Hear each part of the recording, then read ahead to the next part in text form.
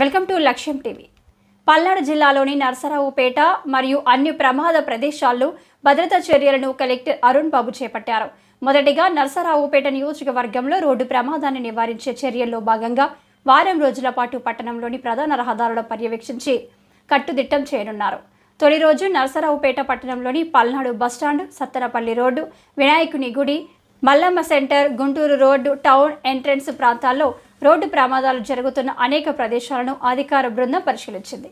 ప్రమాదకర మలుపుల వద్ద స్పీడ్ బ్రేకర్ ఏర్పాటు చేయాలని ఆదేశాలు జారీ చేసిన ఈ కార్యక్రమంలో 2వ పట్టణ పోలీసు రవాణా శాఖ అధికారులు, R&B నేషనల్ హైవే అధికారులు పాల్గొన్నారు. ప్రమాద ప్రదేశాలలో భద్రతా చర్యలు తీసుకోవడంతో పాటు ట్రాఫిక్ నియంత్రించాలని తెలిపారు. కలెక్టర్ సూచనతో తగిన భద్రతా చర్యలు తీసుకుంటామని అధికారులు తెలిపారు.